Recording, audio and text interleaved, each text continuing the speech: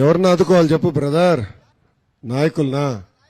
అరే భలే ఉన్నావు. నాకు కార్యకర్తల్ని నాయకులు నా గుండెల్లో పెట్టుకుని కాపాడే బాధ్యత నేను వ్యక్తిగతంగా తీసుకుంటా బ్రదర్. 20వ తారీఖు బాబు గారికి ఏమి ఇవ్వబోతున్నాను తెలుసా? బాబు గారికి 20వ తారీఖు నేను ఏమి ఇస్తున్నాను అనుకుంటున్నారు? ఏం గిఫ్ట్ నీకేం తెలుసా? నీకు చెప్పలేదు భరత్. తోడల్లుడికి అన్నీ తెలుసు అనుకుంటున్నాడు. చెప్పండి. నో నో నో, ఎర్ర బుక్కు.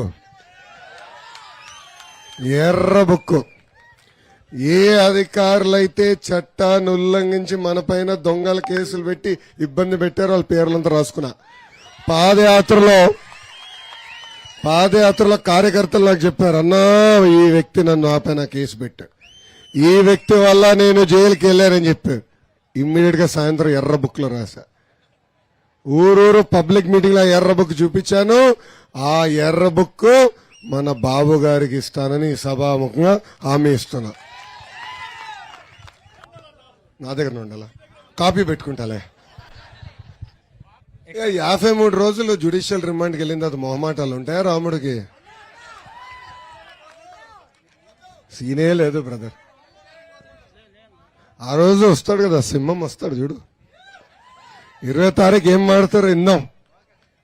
వేటాడుతుంది సైకోని చూడు సింహం.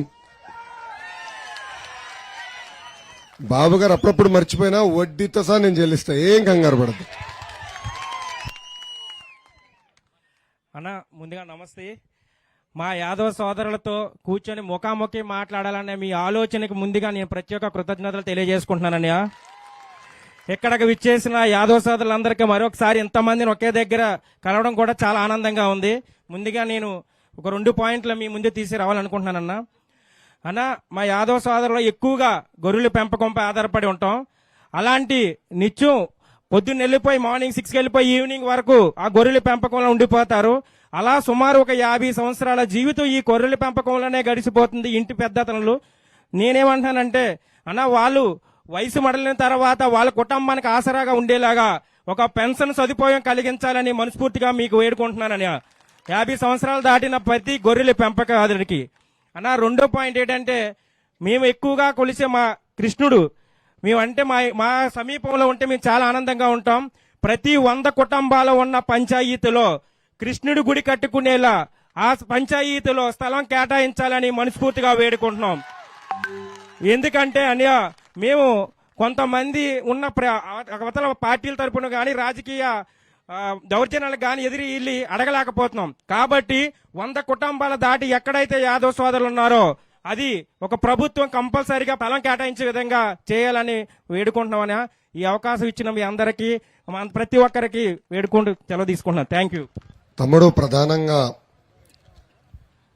గొర్రెలు అనేది మనం ఒక యూనిట్ గా క్రియేట్ చేసుకుని సబ్సిడీ అందజేసి అవసరం వరకు గ్రేజింగ్ ల్యాండ్స్ కూడా ఇయర్ మార్క్ చేసి మందులు కానీ ఫీడ్ కూడా సబ్సిడీ ద్వారా తిరిగి మళ్ళీ అందజేస్తాం. నంబర్ 1. రెండోది, భూమి కేటాయిస్తాం కాదు, గుడులు కూడా కట్టే బాధ్యత మన ప్రభుత్వం తీసుకుంటుంది. ఇది ఎండోమెంట్ బడ్జెట్ నుంచి కాదు, రాష్ట్ర బడ్జెట్ నుంచి. ఎండోమెంట్ బడ్జెట్ సెపరేట్, రాష్ట్ర బడ్జెట్ నుంచి నిధులు కేటాయించి గుడులు కట్టి అది కూడా మళ్ళీ ఎండోమెంట్ కి అనుసంధానం చేయం. లోకల్ కమిటీ వేసి ఆ కమిటీ ఆధారంలోనే ఆ గుడి నడిసే విధంగా చట్టాలు మేము తీసుకురాబోతున్నాం. ఇప్పటికీ బాబు గారు ఈ విషయం పైన చాలా క్లారిటీతో ఉన్నారు. పెన్షన్ విషయం నా దృష్టికి తీసుకొచ్చారు. ఇది ఎంత ఖర్చు అవుతుంది ఏంటనేది వివరాలు సేకరించిన తర్వాతనే దీనిపైన నేను స్పందిస్తా. కానీ ఇంకో మాట కూడా చెప్తున్నా, మహిళలందరికీ బాబు గారు మహాశక్తి అని ఒక మేనిఫెస్టో రూపంలో ప్రకటించారు. అది మొదటి 6. దాంట్లో ప్రధానంగా 4 హామీలు. మొదటిది ఆడబిడ్డ నిధి. 18 సంవత్సరాల నుంచి 59 సంవత్సరాల వయసు నిండా మహిళలకి ప్రతి నెల 1500 రూపాయలు మన ప్రభుత్వం ఇవ్వబోతుంది. అంటే సంవత్సరానికి 18,000, 5 సంవత్సరాలు 90,000. రెండోది తల్లికి వందనం. ఇంట్లో ఎంతమంది బిడ్డలుంటే అంతమంది బిడ్డలకి ఒక్కొక్క బిడ్డకి ప్రతి సంవత్సరం 15,000 రూపాయలు మన ప్రభుత్వం ఇస్తుంది. అంటే ఒకరుంటే 15,000, ఇద్దరుంటే 30,000, ముగ్గురుంటే ఎంత ఎంత బా 45,000 రూపాయలు. మూడోది దీపం పథకం. గ్యాస్ ధర విపరీతం పెరిగిపోయింది. ఇప్పుడు మంట తాకితే చేయి కాలట్లా. విచిత్రం ఏంటంటే గ్యాస్ బండ తాకితేనే చేతులు కాలేదట్టున్నాయి. అట్లుంది ధరలు. అందుకే ప్రతి కుటుంబానికి ప్రతి సంవత్సరం ఉచితంగా 3 గ్యాస్ సిలిండర్లు మన ప్రభుత్వం ఇవ్వబోతుంది. సో కుల మత ప్రాంతాల అతీతంగా ఈ కార్యక్రమాలు మనం అమలు చేస్తామని సభాముఖంగా నేను హామీ ఇస్తున్నాను.